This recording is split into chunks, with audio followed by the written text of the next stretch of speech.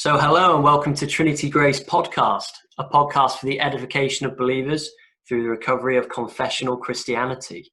My name is John Mark and I'm joined here by a very, very special guest, Professor Andy McIntosh. How are you, Professor? I'm very well, thank you, John Mark. It's lovely to be with you on your podcast. I respect greatly what's going on in Ramsbottom and the church there and the great influence that you're having, even under semi-lockdown conditions that we're still in. We're still reaching out, and I know you are, with the gospel. Praise God. So Andy has been for many years a professor at Leeds University and is now an emeritus professor.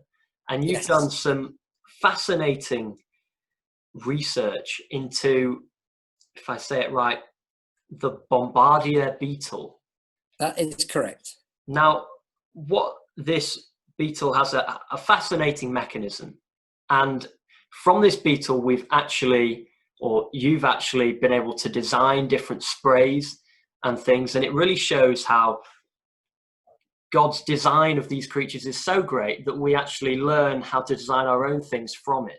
So I don't know if you want to go into the beetle a little and explain this to us.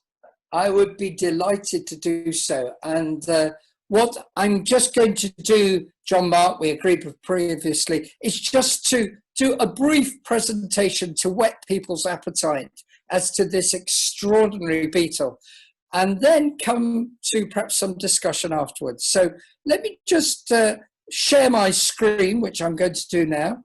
So this is the Bombardier Beetle.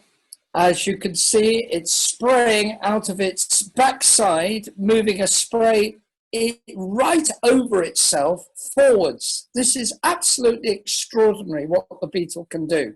Now, what is the Bombardier Beetle? Well, as you can see from that little picture, which is why I've shown it, it gives you a sense of scale. This particular one is only about 1 centimetre long. They can be as large as 2 centimetres or so long. They're found all over the world, but mainly in warmer environments, never that far from water. So Bombardier beetles are quite extraordinary in what they can do. Here's a little bit of description about them, which I'm now going to share with you. They are found in Asia, North America, South America, Africa, a lot, and even in Europe, but usually the smaller variety. They are found under rocks and never very far from water. They are carnivorous, and they also represent a nice meal. At least some creatures think that they would be a nice meal, but they've got a real surprise if they actually do try to eat this beetle, because it ejects a mixture of chemically heated steam and caustic noxious chemicals out of its back end in a separate system to the digestive tract. Predators such as birds, spiders, ants and frogs, as I was saying, might think, oh, this would be great to attack this beetle, but they get a very nasty surprise because the beetle, as I indicated earlier, pushes out a spray in any direction it wishes, and it has this ability with this turret coming out of the back to be able to push even forwards in any direction. This is what the beetle looks like. I'm going to play you a video which you should be able to hear as well as see.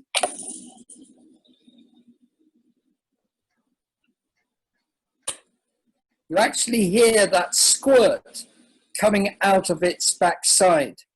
And here's a slowed down version of that spray from a film some years ago made by Tom Eisner, who has died now, but was the expert in New York State on these beetles. Few creatures will risk annoying a Bombardier beetle. It mixes a cocktail of deadly chemicals in a special chamber. They react and explode at boiling point from its rear end in an awesome chemical weapon. Quite extraordinary, I think you'll agree. Now, how does this work? Well, it uses some complicated chemistry, which is not what we've copied, but it does have a valve system, and that's what I wanted to show you. It has an inlet valve, which is shown on the left of this picture, but it also has, and this only became apparent when I talked with Tom Eisner and went to his laboratory, it has an exhaust valve at the back. The exhaust valve only opens under high pressure, and the inlet valve, the first one, is closed under high pressure. So it's actually a very clever little system. Everything indicates that this is designed and designed extremely well, because if this diagram might just help you to understand it, you'll see the sophistication here. The exhaust valve, which is what we're looking at here, is closed under low pressure and open at high pressure. The reverse is true for the inlet valve. That one is actually open at low pressure and is closed at high pressure by a pinching mechanism, which you can see on the diagram on the left. At the top left, it says that the open inlet tube is there. That's under low pressure, but at high pressure, it's like a pincer movement and it closes it.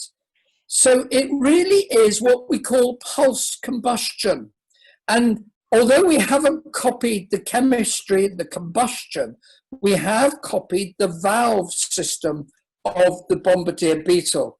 And what I'm just going to briefly show you now, in just a few minutes, I'm going to hand back over to John Mark. But what I'd like to just show you is what we've copied. I do a whole presentation, as you can see, on this Bombardier Beetle. But what I'm just going to jump to is the application that we have made of this amazing creature. What we did is that we didn't build anything like the size of the Bombardier Beetle. We built a rig which is about 20 times the Beetle size. This is the very first rig that we built. And it's about 2 centimeters long. It's no longer in existence now. We scrapped it, but it was about 2 centimeters long. And what we did is we heated water electrically. We had no chemicals in there. And the water wanted to boil, right? Just like with the Beetle, it's mainly water, but it's got other chemicals in as well, which I won't go into the detail of.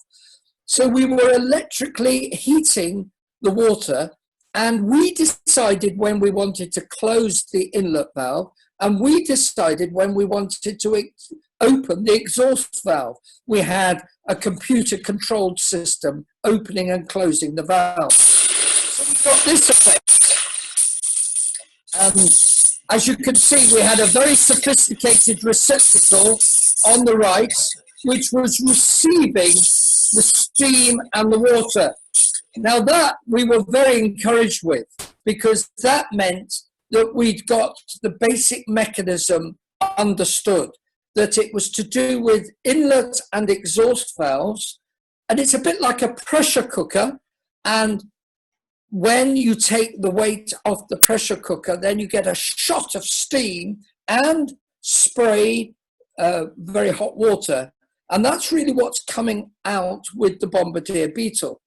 Well, it's now been used for fuel injectors, where of course you're not using water, you're using fuel. And this has been used very effectively to inject into a diesel engine, not actually the diesel itself. It's an additive that some of these engines needed. And it has been used for that in Sweden. It's also been used effectively for water. As you can see, very small droplets there, but that's more an application to fuel injectors. This shows how fast we can get the spray to go. We can get it going at somewhere in the region of 100 or so shots per second, which is pretty good going from something as large as the 2 centimeter chamber which is 20 times the size of the Beetle. Now, what I would just like to show you just lastly is the application to fire extinguishers. Now, this one is where we're not so interested in very small droplets, which is what we were doing in the last video that I showed you. These are just stills. I don't have a video for this, but actually you can adjust the heat of the chamber. You can adjust the diameter of the exhaust valve coming out of the chamber, and you could get quite large droplets. And the important thing with this application is that we can get the whole ejection of water and steam throwing to a distance of about 4 meters from a 2 centimeter chamber. Well, those of you who are mathematicians will know that's roughly a throw ratio of 200. So my aim now is to seek to get from this Beetle spray something which may be a chamber of, let's say, not 2 centimeters, but let's go for 5 times that. So if we had a chamber which was 10 centimeters, you could roughly get a throw of about 20 meters. Now that's a considerable distance. In old terms, that's 60 feet. And there is an application of this to fire extinguishers where you are concerned, or people are concerned, about forest fires that we have today, John Mark. And there are some really dangerous situations that have occurred in the last few years where you've had California and Australia burning with out of control wildfires. And many firemen or firefighters have got killed as a result of trying to tackle these fires, because they have to go very close to the fire, or reasonably close, to direct the water. Well, if we can actually develop a fire extinguisher based on this Bombardier Beetle and shooting water accurately at a great distance, both water and steam, would be pretty effective in dealing with forest fires. So that is my aim, to get the Bombardier Beetle into the firefighting mode. So that's the end of what I want to say to you. I'm going to stop sharing now, but that just gives you some idea about this Bombardier Beetle, John Mark. No, thank you very much. It's absolutely fascinating to look at how the design of this creature is leading to engineering possibilities, and it's leading to inventions which could actually end up saving lives through putting out these fires. It's leading to inventions you mentioned in the book, which we'll come to in a moment, Wonders of Creation, about the V1 flying bomb. Oh, well, that's just an interesting sideline. And let me explain on that. Yeah, and how these fascinating inventions are all inspired by this Beetle. What we need to be, can I just put it in there, John Mark? I'm sorry to interrupt you, but the V1 was not actually inspired by the Bombardier Beetle. It just so happened that the Nazis developed a system of, we call it pulse combustion, which they did not realize at the time was very similar to what the Bombardier Beetle had already got. No, thank you. So here's the question that we have to ask.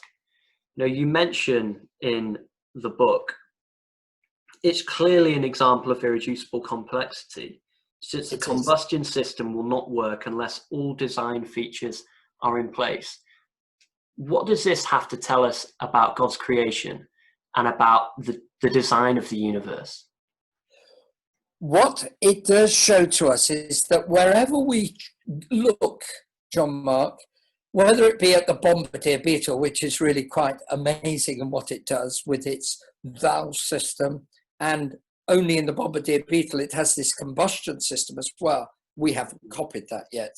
But what it shows is that there is very sophisticated and well put together multi-layered systems where one system is depending on another in order to work properly. You can't just have one valve, you need two valves when you're dealing with the valve system. When you're dealing with the combustion, you need one. We haven't copied that, and I hasten to add, but the Beetle is using combustion. You've got to have both chemicals. You've got to have a place where the chemicals are burning or combining. You actually need, with the Beetle, you need a catalyst as well. You need to be very careful that you don't heat up the rest of the Beetle such that it's cooked by its own chemistry. You've got the danger of the Beetle having a very hot backside, which could be the end of the Beetle if you're going to go that route. And then if you don't have this system, you're going to actually have the Beetle being attacked anyway. So you have a very difficult scenario if you could say that this system developed without design there to begin with. And it's true when you look at other things. I do love flight in the natural world, and birds and their flight is simply extraordinary. Even the basic feather shows remarkable irreducible complexity, because you won't get the barbs hanging together unless, that is, the small barbs that you see coming off the central vein, which we call the rachis, those barbs have connected between them only a system which you see under the microscope called barbules.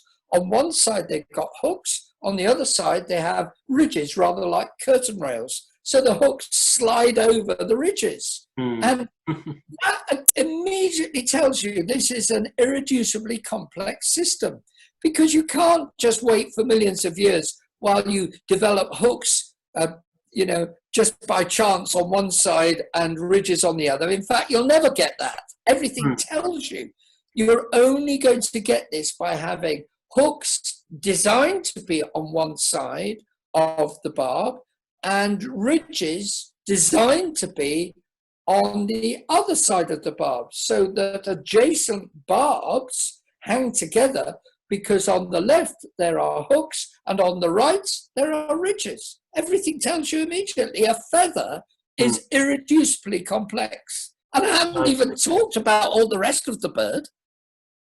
That's the thing, the one is dependent upon the other. Exactly. And how can that come to pass when it's happening over time? You cannot have one, then the other, because they depend. Exactly. Thank you very much. And it's amazing looking at the quick presentation that you gave. Of course, what you're producing and making these prototypes is something which is 10, 20, 30 times larger than the Beetle.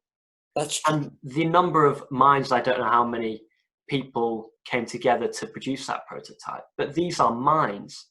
And of course, these are people designing something.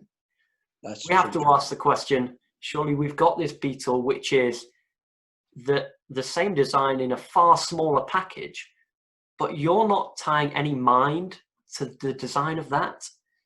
It poses a very difficult question if there isn't a God creating. You're quite right, John Mark.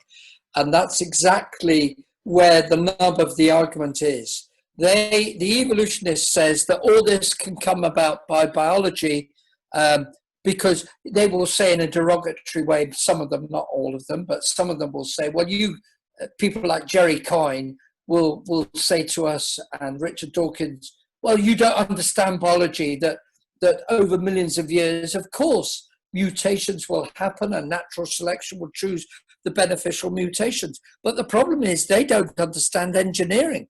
You cannot actually just simply hope for one little beneficial mutation and try and keep that and then say, right, we're going to mutate lots of other things and hope we'll get something that will link in with that little design feature that you've held for millions of years. We know that you never design aircraft like that. You've got interconnecting systems where they will only work when the other system is there as well. And this is what biologists do not understand. That engineering actually requires, coming back to what you said, a mind which is designing the concept first. You've got to have what we call concept engineering before you start messing about with metal or whatever material that you're using. No, that's a really important point. And as you mentioned about engineering, I've heard Professor Stuart Burgess, who co-authors this book with you, The Wonders of Creation, Design in a Fallen World. And what he says is the research which he's done and the engineering which he's done, I believe he spent a certain amount of time on producing, is it a shuttle? It's not the shuttle, but it's the wiring of a satellite that Professor Stuart Burgess has done, and many other projects he has. Yeah. Absolutely amazing what he's done. Yeah, and he says when you put that much time and devotion into designing something, what must it feel like to have that taken away from you, the recognition that you designed that taken away and given to something totally natural, something disconnected? It poses such a really an insult, and an insult to God in the amazing way that he's designed creatures. And yet, yes. No, go ahead. Indirectly, it's really biologists are insulting the engineering world because they're trying to say we know better than engineers who spend their minds designing very carefully put together satellites that Stuart Burgess has worked on. And they basically say, oh, we can design nerve endings and just by leaving it for millions of years. And they haven't a clue. They are making statements which are frankly insulting to the engineering community. No, thank you very much. That's a really helpful comment. It says in Romans chapter 1, the invisible things of God or him from the creation of the world are clearly seen, being understood by the things that are made, even his eternal power and Godhead. Now, it then goes on to say, because that when they knew God, they glorified him not as God, neither were thankful, but became vain in their imaginations, and their foolish heart was darkened. Now, I would actually suggest to you that when it comes to the last day and men and women are brought before God in judgment, God will not need to say to them, did you believe the Bible or did you believe in the Lord Jesus Christ, which of course is the crucial issue. But did you actually do your science properly? He will call them to account on their own territory. So for Richard Dawkins, for instance, did you not see that the zoology that you did, Jerry Coyne, did you not see the biology that you did pointed incontrovertibly to the fact that there was a mind behind the very things that you were looking at, but you refused to retain, as it says in the book of Romans in another part of that same chapter, you did not like to retain God in your thinking. That is the issue. So there is no justification for atheism. And may I also say that many Christians are trying to say that they believe that God used evolution, but you cannot have that either because of Romans 1 verse 20. If it were true that evolution were true, then why does it say in Romans 1:20 that the invisible things of God are clearly seen, being understood by the things that are made? If in fact evolution is true, then they are not clearly seen anymore.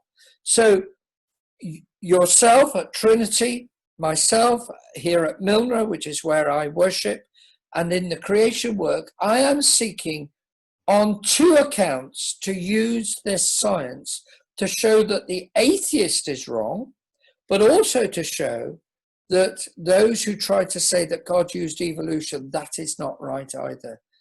And we could talk more about the biblical reasons why you can't say that God used evolution, but perhaps we'll leave that to another podcast. No, certainly. Thank you very much. And we're keen in the future, I think, to discuss maybe some of the more, maybe some of the less precisely scientific ideas, and maybe some of the more theological ideas and the implications for our theology, which this has. If, as Christians, we accept this model, this atheistic model of evolution into our thinking, into our Bibles, we start playing it in. What impact does that really have? So, thank you for mentioning that at the end. Bless you, and the Lord bless your ministry in the podcast, John Mark, and your father, Oliver, and of course the work at Ramsbottom. And I know you have connections with the church out there in Nairobi in Kenya, and may the Lord bless the ministry there. I've been there to Pastor Magweta and the others there at Trinity, the same name, in Nairobi, and may the Lord bless this ministry. If they're listening to this, may they be abundantly blessed, and many of my friends in Africa, in other parts of Africa, South Africa, and also in other places in Nigeria as well, that I've often been to. I hope to get back to those places when the Lord allows and this lockdown finally is over. Amen. Well, thank you for listening to the podcast. You can find us at trinitygracechurch.net online, and we're on Facebook and YouTube at Trinity Grace Church Ramsbottom. Thanks again, and bye for now. God bless you all.